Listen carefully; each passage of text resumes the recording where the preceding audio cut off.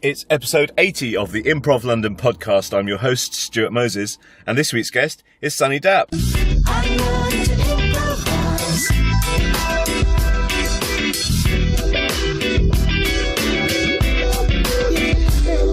Woo! 80! Hey, how are you? That's amazing, man. I'm good, man. I'm just happy to celebrate your 80th podcast. Yes. What is that? I mean, is that if it was a marriage, what would it be? What would the oh man, we need to Google this. Let's just say it's Ruby. A Ruby wedding. Welcome to the Ruby wedding edition of the Improv London podcast. Woo!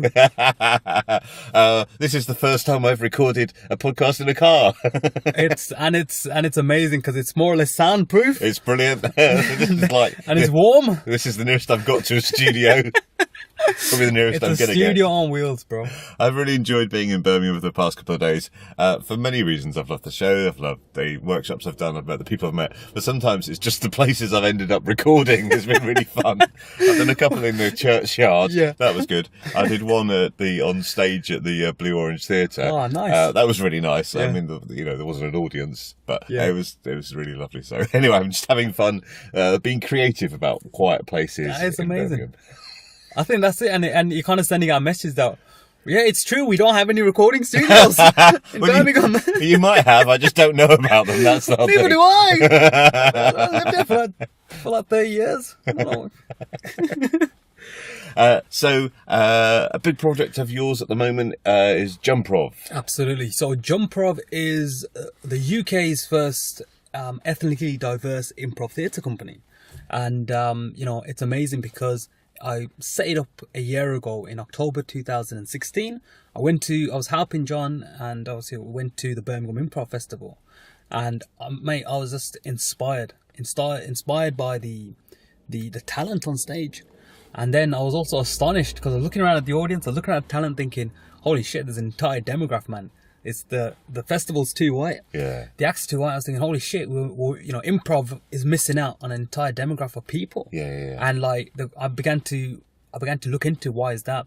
I mean, when you first starts, when you start thinking about this, there's people be like, oh, it could be that, or people start shifting blame. But I was like, let's not do that. Let's just find out why. Let's just find out what's happening. So Improv was born out of that realization that, wait a minute, we're missing out. Actors are missing out, public's missing out. And as the journey began, I sent out a call for improvisers, and the requirements didn't have to be acting background. I just needed to see that they had a passion and a dedication and just a sparkle of talent. So luckily we got a few of the guys down. I shortlisted a few guys and girls. And then we went to John's Box of Frogs work classes, weekly workshops. And, that was a great space for us to use, under John's training and tutoring, just to get an idea of the games everyone's playing and what people are doing. And then straight away, I started noticing people just sparkling. Yeah. And it's something that they've never done before. And straight away I thought, okay, I gotta form these guys in a group. So I've shortlisted the names, got them together, and then I realized that these are the guys and girls that are gonna take it forward. Yeah. And it's just been an amazing year, Stuart. It's been, we shortlisted. We started training in February this year, 2017, but non-stop rehearsing, doing shows, doing preview shows, taking improv to places in Birmingham that have yet to be, that have never had improv. For example, the Birmingham Rep. Yeah.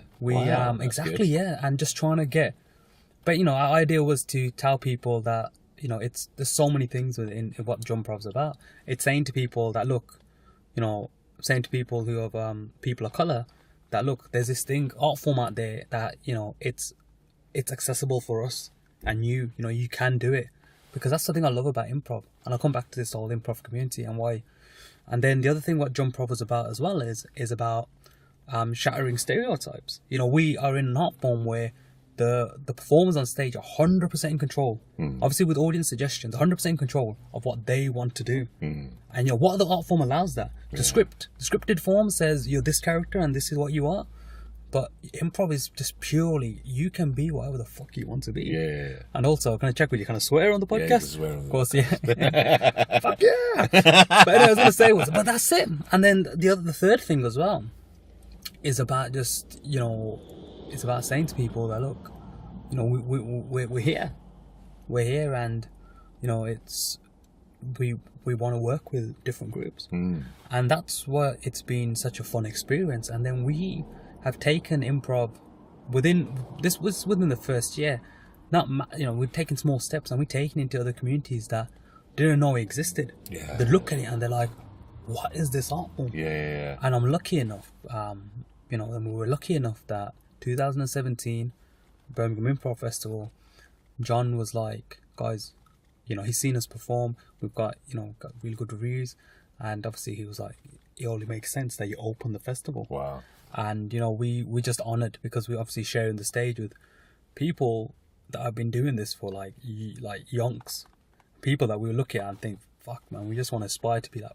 I always say this 5% of what people are doing, like, because it's that great. And it was just an amazing experience altogether, and just being there, and seeing that we were on stage and the crowd was different as well, and the crowd were like people from Birmingham, and you look at the crowd and it felt like, yeah, this is a representation of what our city is. And that was just amazing.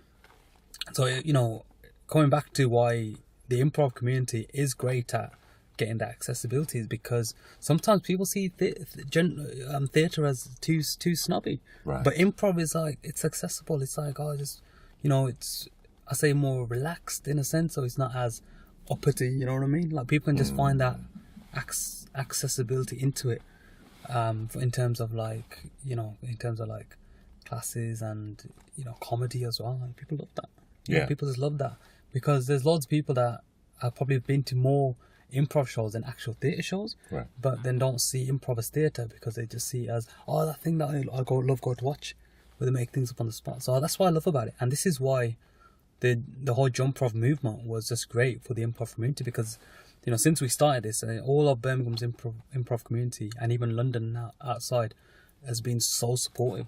They've just been like, this is amazing what you're doing, and everyone's been very, very supportive. Everyone understands why we're doing it as well.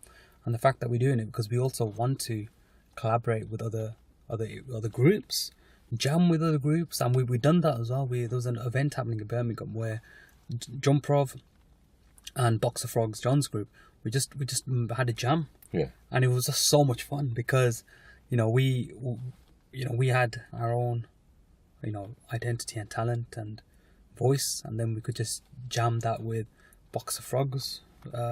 Same like identity and talent and nature, and just create something different. And this is watching the improv festival though, that was definitely awe-inspiring, because it was running for a week, and I was like, brilliant. And as life does, everything just starts getting booked in the same week, doesn't it? And you're thinking, you just got to choose between what's happening.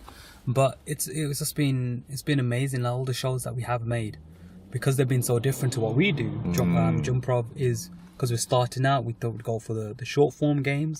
We went for that, and then seeing what other groups are doing. People are creating entire musicals on the spot, and I'm there looking at, thinking, wow, that we got loads to do, and people are creating like entire long form plays as well, literally on the spot, and you're just in awe. I'm thinking, holy shit, I'm still trying to learn. I'm still trying to figure out the A to Z game, man.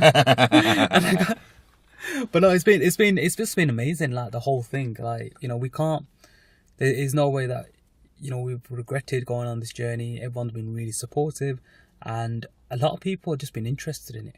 But I always find, I don't know with yourself, but like in terms of marketing improv, I always think this, that what helps people digest it, and these are people that have never been to improv, is, just saying to them that it's just sketches made up on the spot. Right. And then they think, oh, that's all right. Because then it's just that word, for some reason, I know it's a word that helps to describe an art form, but other people just think, what's that? Yeah. But then when I just say to them that it's comedy, sketches made up completely on the spot. Yeah. And they're like, holy shit.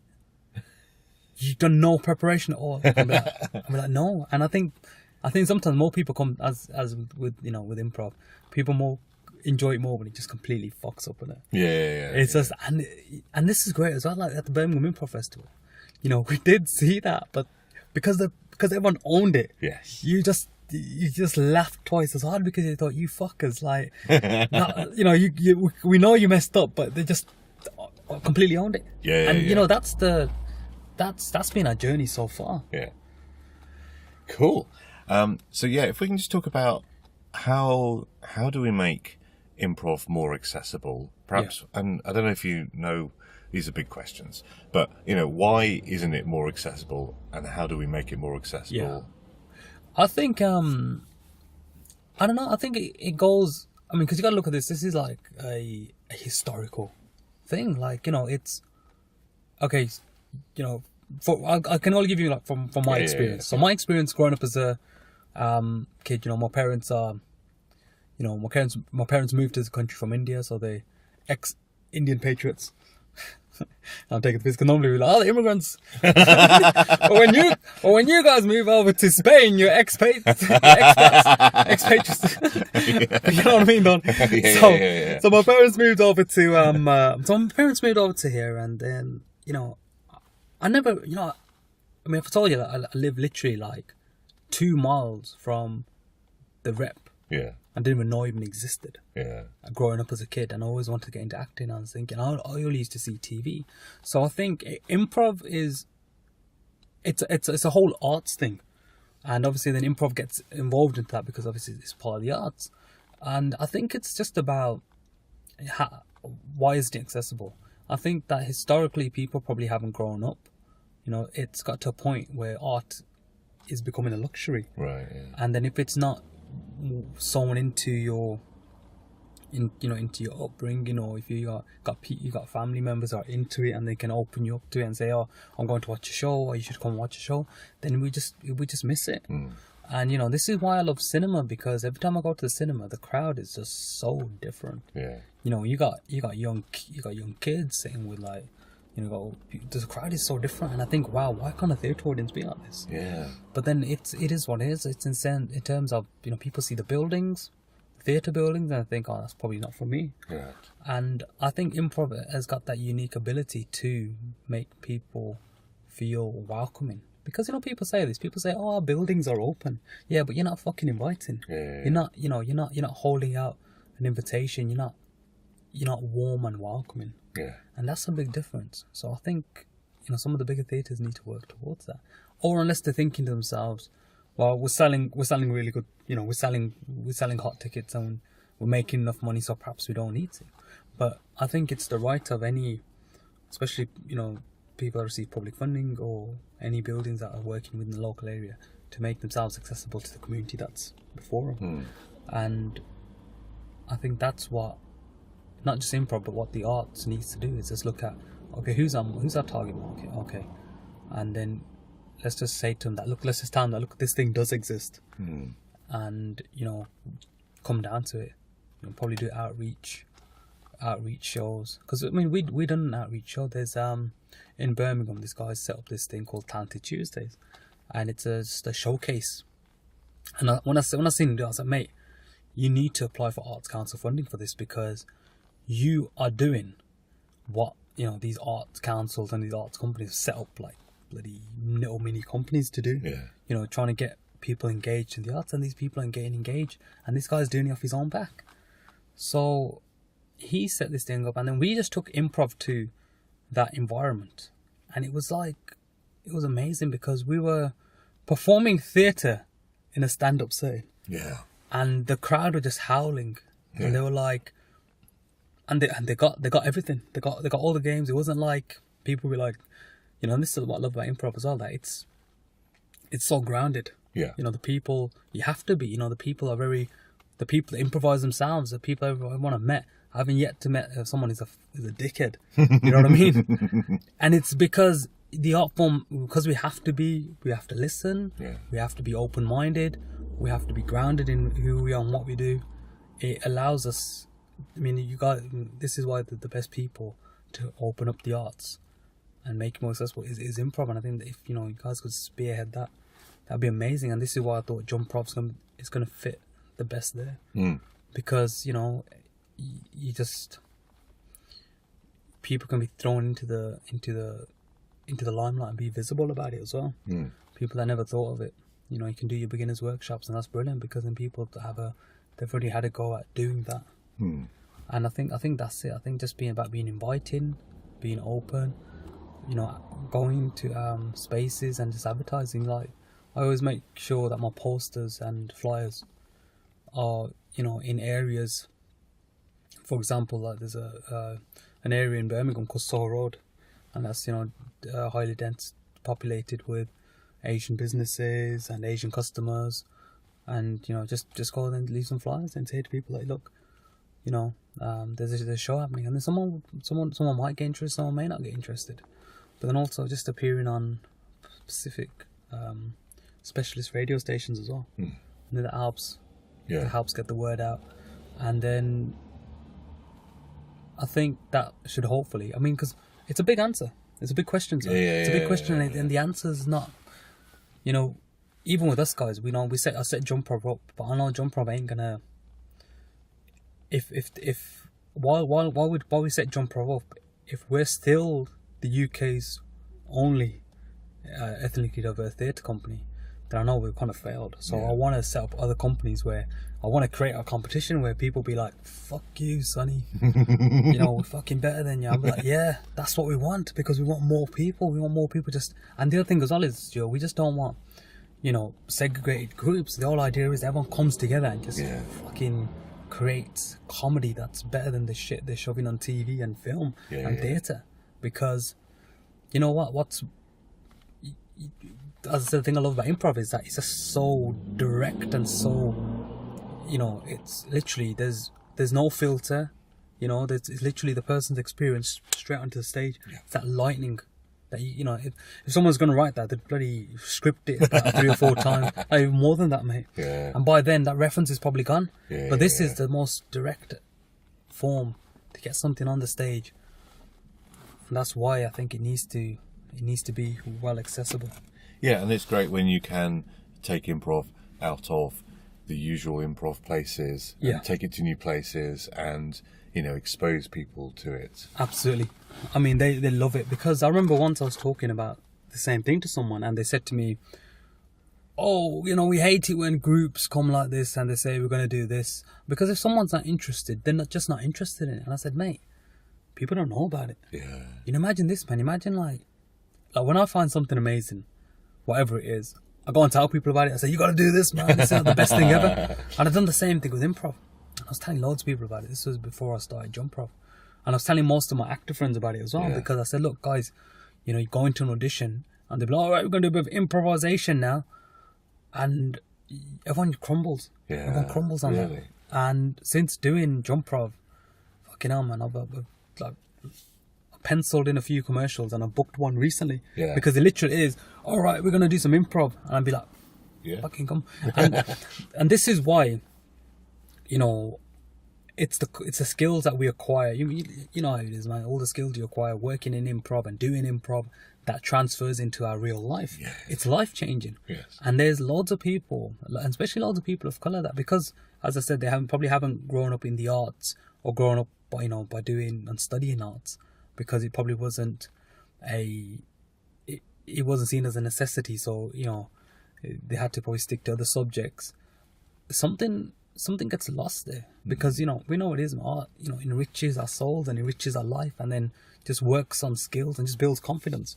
So when someone goes for a job, sometimes people probably are not as great as, you know, in an interview setting. Whereas if they were doing performance, or if they were doing improv and had them kind of skills, they'll feel a bit more confident in like talking about themselves or just talking in general. Because I know a lot of people, because obviously when I'm not working, I work in the NHS, and I've seen a lot of people who are damn good at their job, but when they do apply for, you know, the fully years experience, they're really qualified, but they always seem to just mess up in terms of, sometimes interview skill might not be there 100%, and then sometimes, for example, presentation skills might not be there. But this is why I felt like improv is just this awesome thing, and I totally believe it is, you know, that needs to just be sold to all of the UK. And not just our regular haunts that we think, oh yeah, we'll just put a poster up there because they might be interested. Fucking tell the world about it, because, you know, it is a gift. You know, it is amazing gift. And this is why when I take it to people, I say, look, you know, I got something here, you know, try it once. You might hate it, or it might change your life. And I know a lot of people in Birmingham as well, the same thing, you know. Improv has changed their life. And even, for example, my group, Jumprov, you know, the members, Jade Samuels, Adair Henry, Chantal Airway, David Jackson, Jay Drudge, Marius Turner, they have all said that since doing this, it's just been a great experience, and it's like it leaks into their life in terms of the creativity, in terms of how they feel. You know, people are a bit more relaxed, a bit more wittier. They just, you know, they're in that state, and it's the best state to be in, because you're always alive, and you're always, of course, you're always alive, you're always breathing, but you're always in a second circle. You know what I mean? You're always aware of your surroundings, and it's not, you know, you're grounded, and you're just not like some snooty ass actor. They're not all like that though. 'Cause we, you know, so some are very good, but it's people's perceptions. You know what I mean? So what ignited the spark for you with improv? How did you discover it? What excited you right at the start? I think, so as starting off as an actor, for some reason, I just thought, actors need to be good at improv. I don't know why I thought this, but I just had this thing that they need to be good at it. So I went to some classes, John's classes at the Box of Frogs, and I loved what was happening, and I loved it, and I'd go up and I'd just fucking crash and burn really badly, and I'd go up again and I'd still crash and burn, but I was still going and I was still doing it. And then it got to a point where you finally start loosening up, and you start getting it.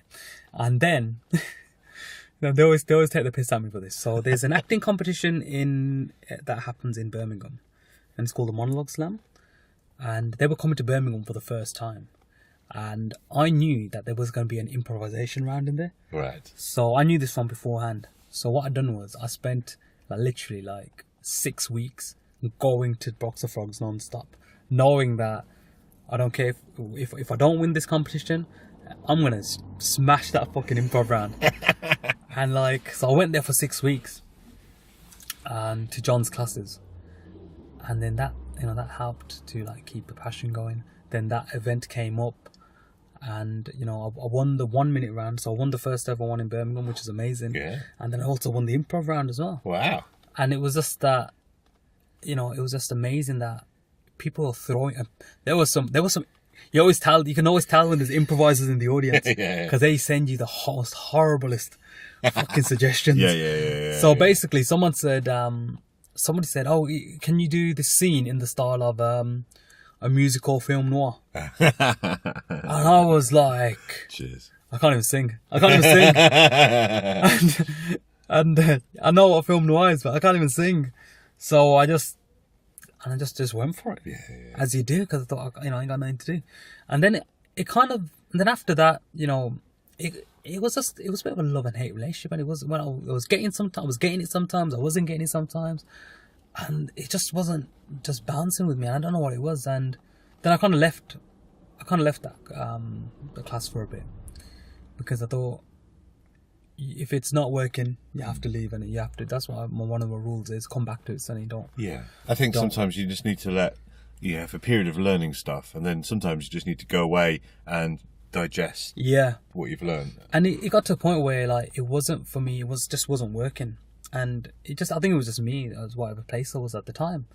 So then I was like, oh, I've got to really concentrate on my film acting. And then I went to this course at the Actors Centre, which was improvisation used for film acting. So I thought, okay, this is new and interesting. So I sat down and I started improvising with this director, and it was just amazing. It was just like I don't know if all the stuff that I'd done the years before, just finding it felt relaxed in myself, and it all just came to fruition. But it just felt so different. Yeah. And I was like, holy shit! This is it. This is what it is. And even then, the director was saying, everyone in the group were like, fucking hell, Sonny. they were like, they fucking loved me, and we're genuinely laughing at the shit you're doing in the scenes. You're not even doing anything, and it's still funny. And that was, for me, that was like, okay. And I think it came to a thing where I said to myself, before I started the course, it was like a 4-day course at the Actor Centre. I said, I'm just gonna enjoy it. Yeah. I know I'm not gonna think about anything. I'm just gonna enjoy it. I'm just gonna throw myself in there. And I think that's what it was. And I think for a long time I hadn't given myself that permission. So I done that. So, and then once after I done that course, and that basically came off the back of the Improv Festival. Then I done that course, and then I was like, you know what? Yeah. So the need's there. My passion has been reignited. I've been inspired by what I've seen. Because you're right, man. When you see something really good, it does have a twofold effect. You either think, shit, that's really good and I can't do anything with it. Or you think, or you think, holy shit, I want to get to that level and beyond that level. And I begin to like really start, always thinking the second option. I either want to get to that level or beyond that level. Yeah. And because then, at least, even if you just, as I said, even if you get to the 5%, you're still better than you was 5%. You're still better than what you was yesterday. So all that came into place. And then off the back of it also came where I was, I was looking around and had this awakening with myself thinking, wait a minute, Sonny, why are all us Asian actors going for this one bit role for Indian waiter for some fucking TV show? When, the other cast members, they're playing different characters and they're actually based on characteristics, and we're just getting cast as a fucking person of colour for one role. Yeah. Why are we doing that? So that came off the back of that. So I was getting kind of pissed off with the roles I was out there. And then that's where my passion for improv met with everything, and I've just mimed an explosion. Yeah, sorry, yeah. I do that too. Yeah. Forgetting it's an audio medium. And I was thinking, yeah, that's brilliant. I really understand what you mean. I've forgotten the listeners who can't actually see it. And it went, and it's just been going ever since. And sometimes we add a bit of fire to the fuel, and gotta keep them flames going, man. But and that's when it all came together, and it was just amazing. I was like, fuck, wicked. And the other thing was like we just get to do fun stuff on stage. Yeah. Because sometimes, up until a certain point, everything I was getting to play, it was just so heavily deeped in the political element. And of course, art is political because it is about sending, if we're not happy with the establishment, it's about sending a massive fuck you to, the current government or whatever. But kept it timely there, isn't it? Timeless. The Labour's gonna be in power. They'll be like, Sonny doesn't like Labour, does he?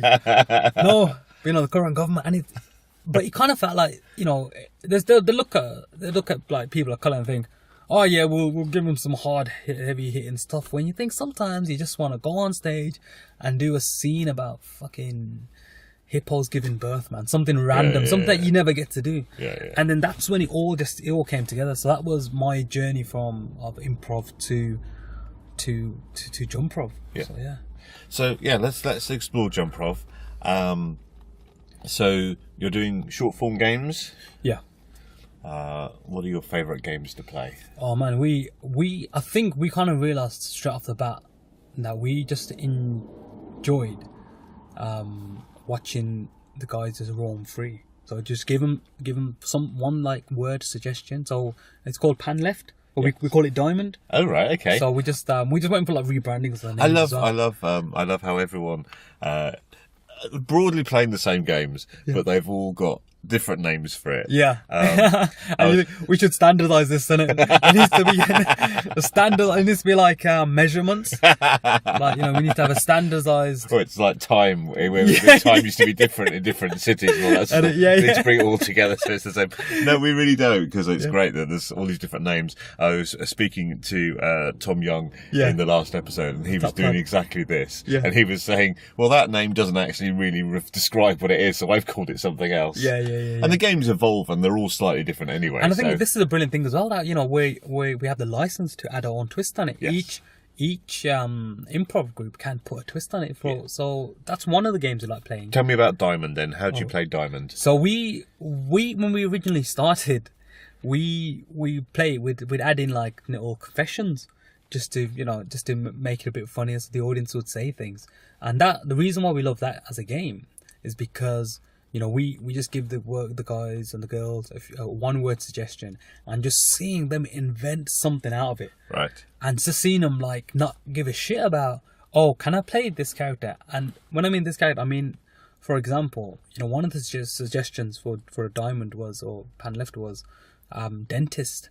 And then she never said this, but one of the girls in the group was like, afterwards she was like, fuck it, I thought I'm going to be a dentist because I'm never going to get to play a dentist. Right. Yeah, and it's just something as meaningless as that, where, in real life, mate, the NHS and, private healthcare and private dental practices are full of female dentists. But when it comes to portraying them on TV, it's always a white man. Yeah. Which I'm looking at you now thinking, you're a white man, but it's alright. But you know what I mean though, right? Yeah. You know what I mean? And you're always thinking like, I don't know, like, and it's little things like that. It's just we have that platform and that power just to, obviously inspired by the audience, but just to take it to another level. Yeah. And just to create something. And then other games we enjoy playing is, we earlier mentioned that we had a twist to some of the games. Yeah. So we took... Sorry, before we do that. Sorry. So, no, my fault. So when you're playing diamonds... Yes. And... So basically, you'll have 4 people. 4 people, yeah. I'm holding up my fingers to demonstrate where the 4 people are. So you'll have the 2. Or is he swearing at me? He's taking enough. So you've got. No, he's holding up 2. No, he's holding up 1 finger. Middle finger. So you'll have 2 people at the front, and then you'll give them a word. Yeah. And then you'll switch, and you'll give the next 2 a word. Yeah, it's generally like a word, location, a secret, a relationship. But this is like we change it up as well sometimes, but depending on like if we want to add new rules in, just so it keeps. Because obviously, what we find is if it's fresh for us guys, it's fresh for the audience, and that's the. Yeah, I mean, as we said, we're just doing really tiny baby steps with the games, but we are just fully throwing ourselves in them, and the audience are loving them, and we're still finding. And you mentioned you throw in confessions. Yeah, so confessions into the diamond. Into the diamond, yeah. But then we've obviously changed it up as well a bit, so we've kind of cut back the confessions. But when we first started, we had that in there because it was just fun, wasn't it? Just something random, just to turn the scene to a different way. Right. Yes. And then also people love secrets, and people love being able to share their secrets anonymously. Yeah. And I think it brings people together because you think, oh, actually, that might be someone's secret, but I can really understand that, and maybe I have that secret too. Sometimes it's just the weirdest thing ever that someone's just put in just to cause a bit of havoc and confusion. Well, there is it's just also so funny. Yes. But then one of the other games that I enjoy playing and that I've created for our groupers is so we've took a spin on gibberish lecture. Oh right. So in our version of it, I called it Punjabi TED Talk, where I speak Punjabi and I'm an expert in Punjabi and I can tell you everything in Punjabi. But then one of the any other group members who are non-Punjabi speaking has to translate what I'm doing, what I'm saying. And that always goes down a storm. And, a lot of people just laugh because they're like, wow, we've gone to a show and someone's actually speaking Punjabi on stage. Yeah. And, and the UK, there's so many Punjabi speakers. Yeah. So many Hindi speakers, Punjabi speakers, and people are like, wow, we didn't realize that you was allowed to do that. Yeah. And of course we are, because even when I'm talking in that game, I'm actually talking about the actual subject. Yes. So the people who are like bilingual in the audience, they're just laughing because my character starts off as an expert and then he goes into an angry tirade about everything, about everything. Yeah. in Punjabi. And then the interesting is when the guys and girls are translating it, they like thinking like, what the hell is going on?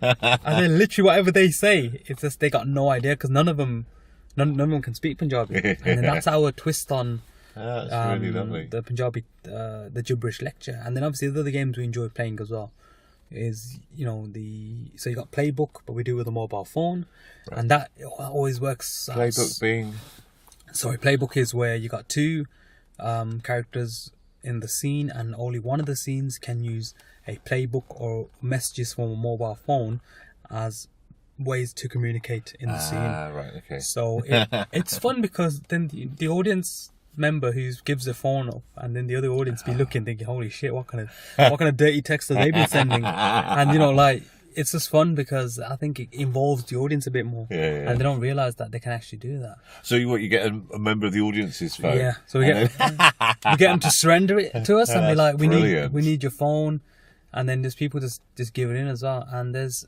just so many like games that we've created. Well, there is. So we call it Wildlife on One, where so one of us would do either a really good or depending on who it is, a really good or a really terrible David Attenborough impression, right, yes. And then three other players on stage will create. So they're basically the humans, but they're acting with animal characteristics. Right. So it's the idea that he's on safari and he's looking at all these animals and he's narrating them, and it's just putting people in a different. In a different setting, and then people think, "Holy shit, what's going on?" And I think that's what like people enjoy. They just love seeing us guys just make absolute clowns of ourselves in that particular game, and through the whole thing, I think people just love it. And I've been since we've done the debut show, and the way we always end the show as well. Like the debut show, I ended it with sharing shots with everyone. So I literally got 2 bottles on stage, started pouring out shots, and I said, "Come join us in a celebration." Wow. And we were in a pub theatre as well, man. So they were looking like, "You wanker," but I was like, "Fuck it, I don't care." Like this is just we've been working towards this for a while, so I want to celebrate with a drink. And then the sequel, we ended that with we started playing Candy. Call it. I know it's Candy. Electric slide. Santos. I don't know. I just know it's Candy Electric Slide. Oh, right, okay, fair enough. So we started playing that, and then we had the entire audience come up and they were just dancing. Oh, lovely. And it's just crazy. Like the shows that we do, pull in such a diverse crowd of people, and also people like if 80% of the people that we pulled in for our shows have never been to the theatre before. Yeah. But when they do go in there, they're like, "Holy shit, we always passed this building. We didn't know it existed." Yeah. And then they just start picking up leaflets for something else. Yeah. And that's why the other theatres do like what we do, because it brings them into a demographic that they always seem to find it difficult to reach into. But I think that everyone just has to change the way of marketing. We've got to start thinking globally now. Like, we got the internet, so we got to literally look at how to sell it globally and locally at the same time. Yeah. And this is what I've done with Improv's marketing. This is why I had to, I want to say simplify, but I had to make it more accessible in terms of just the wording of. I didn't want the word improv in my company, but I still wanted to obviously pay homage to what we do. Yeah. So that's where the name comes from. It comes obviously forming the word jump and improv in the same thing. Right, yeah. So jump is, just go for it, jump in, just jump.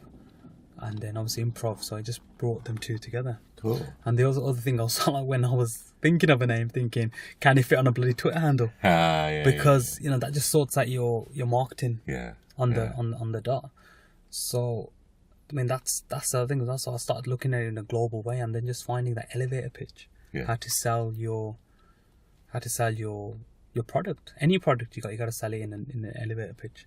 I met an actress, and she was telling me about a web series, and I said, "What's it about?" And she started with a long story, and I said, "Don't do that." I said, you need to have an elevator pitch. You turn the corner and you see Steven Spielberg's there, and he's in the same elevator as you, and you got to sell him the story before he bloody goes away to the top. Sorry, started banging my steering wheel because I was like, "You got to do it before you go to the top." And she was like, "Holy cow!" And then she started thinking of like what to write in terms of elevator pitch, because she kind of realized that you just need to have that pitch. And I think just social media marketing, and also just getting another thing as well is to make things more accessible. The media, and even local media, has to be on our side. It has to say, we want to feature an article about what you're doing. And it's like, for example, recently I know Rhymes were featured in the Metro for the sellout show in Nottingham. And that's amazing that, you know, they picked it up and it's good. But at the same time, like, for example, like local media and medias that are starting out, they need content. Yes. So, you know, as improvisers and people, we should be going out to these people and saying, look, you know, we're doing a show, can we come and chat about what we do? Because people, you know, on radio and stuff, people want content, people need stuff. Yeah. So, and it should be a collaborative effort. Because me and my brothers used to run an online music magazine. And our first and foremost thing was that if there's any new talent coming out, we want to be that place to promote them. Yeah. Whereas all the other music magazine in the banger industry, they were looking towards the stars. They were like, I want to get into that. And we were like, forget them, and we want to go for the stars for tomorrow. Yeah. And that's what it was all about. So we would always, you know, because they were, you know, people open comments, or people were more accessible. You know, you could email the person directly. Yes. And I think that's what it needs to happen. I think we need more of a collaborative effort from the media as well. Yeah. And this is why it's been great when I've been contacting people. I've been, you know, you obviously have that spin on it as well. And I'm quite lucky that I can say, hey, you know, we're the UK's first this, and then people feel like, okay, this is interesting.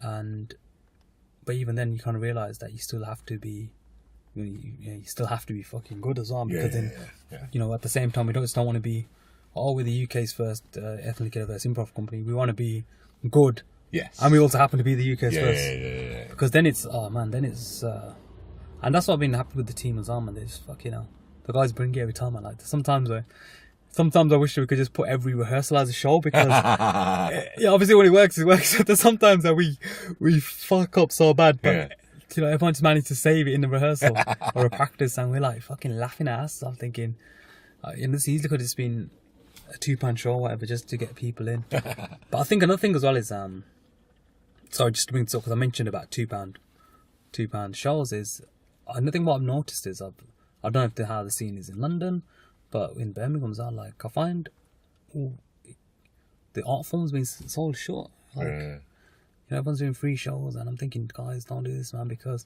you know, you're putting so many hours in. You know, you pay for courses, you pay for books. You know, like, you guys are really, I think, even if you just put, you know, tickets out a £5, you know, the people who want to come watch it will come and watch it. Yeah. And the people, you know, it's such a weird world we live in, that if something's too cheap, people associate with inferior. Yes. But then people see it's free, they think, oh, it's going to be any good. Yeah. And it's so bad, because, you know, obviously we're trying to do it free so people just turn up. And I think that's another thing as well, why, because someone said to me, oh, you can do free shows. And I said, look, I'll happily do free preview shows to help me towards an event. You know, that's always a good way to do it. But I don't think I could do an entire full show, because, you know, I pay the improvisers in my group. Yeah. So I need, like, you know, I try to pay my minimum amount, and I'm trying to deal with the equity fringe agreement as well. Yeah. And that's because, you know, they're jobbing actors, and obviously most improvisers are, man, it's just another string to the bow and another form of income. And I think to myself that, you know, the people that are doing it, that you guys that are doing it, the improvisers that are doing it, and everyone who's doing this art form is bloody good at it, and people should be paying to see them, because they deserve it. The people performing deserve to be paid. They deserve to be have a paid ticket, even if it's a £5. Yeah.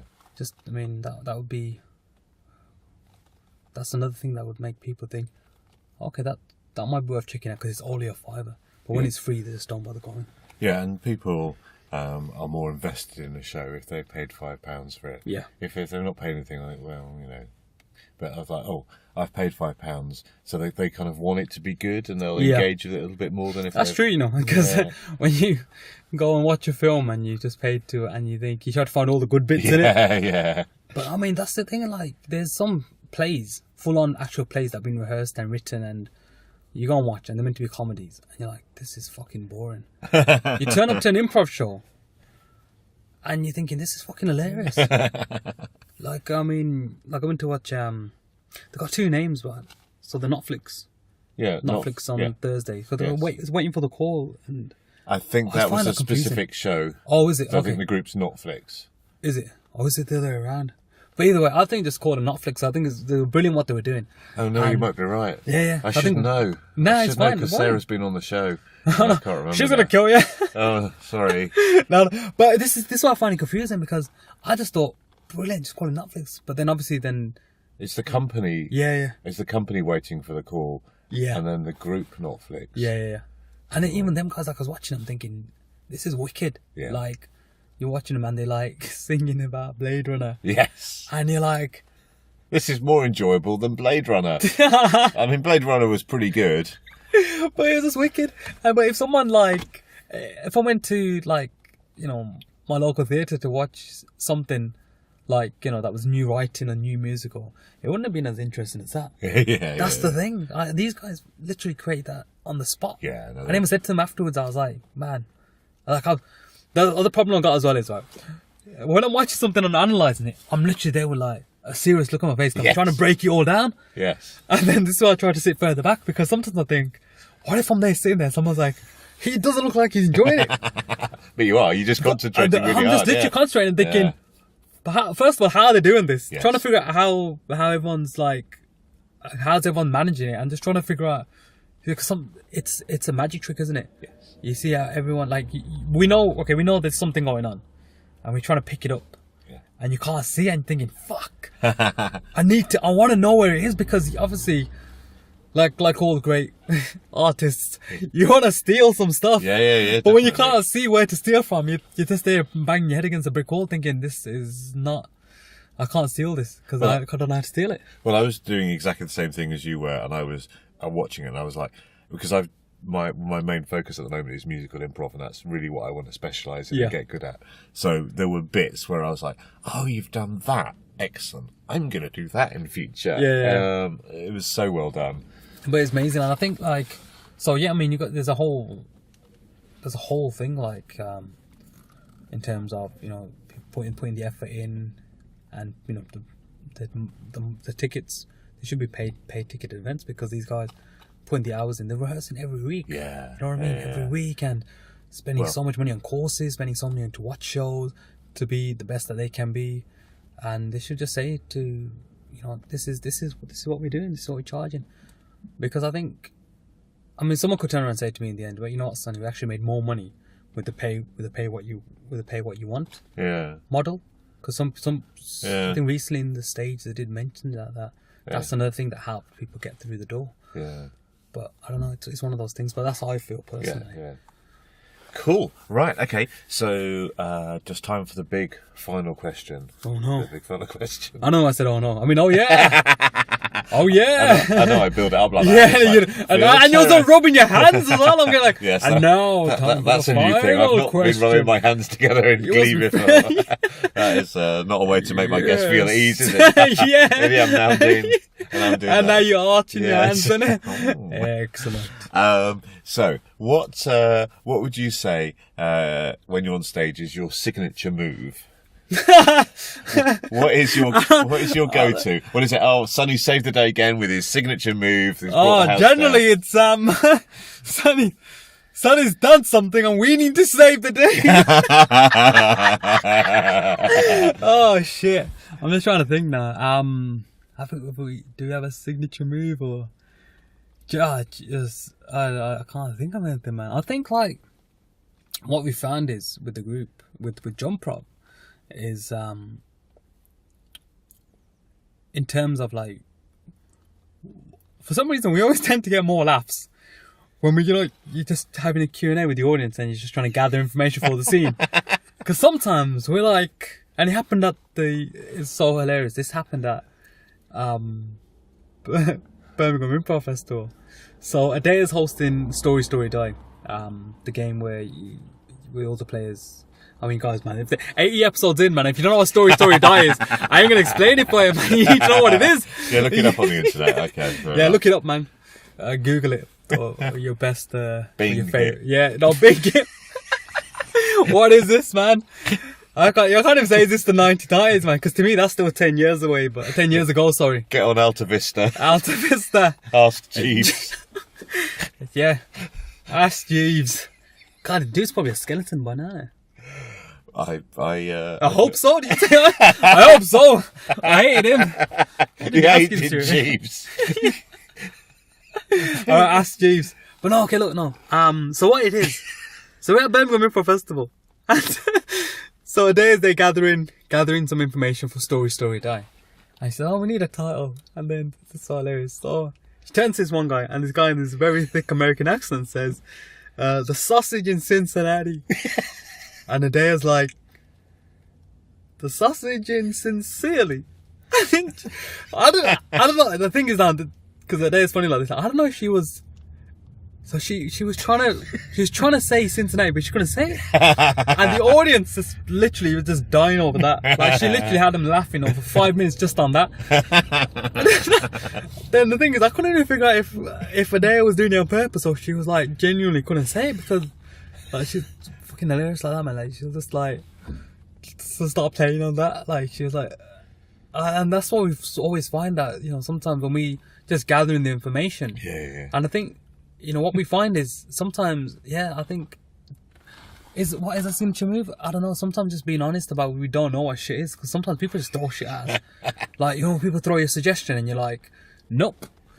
And another one is when it's on the same show where basically, like, we asked for animals, and someone shouts out duck bill platypus, and Dave in the group is like, just straight up, what's that? And I was like, and then everyone there started laughing. I was like, and he's not even being cool about it. Generally, he's very cool about things. He was there like, I don't know what that is. What's that? And he's just very distraught, and people were just laughing at him.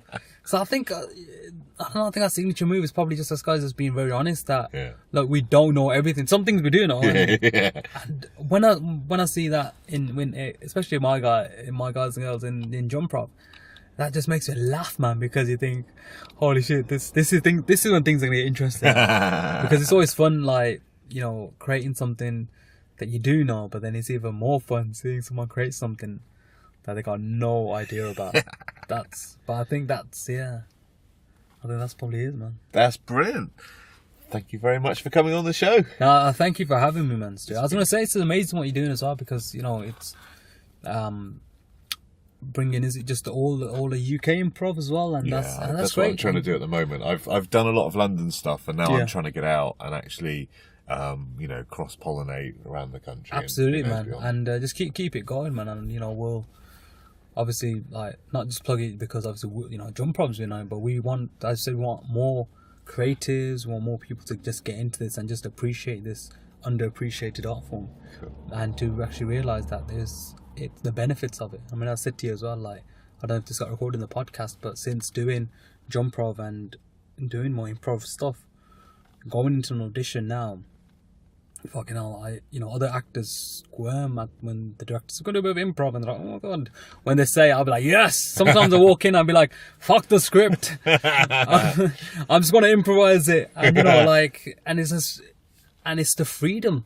It's a freedom for us to just you know, claim and just be who we are and have that. And that's, you know, what makes improv good and what makes Improv good is that, you know, it shares the same values of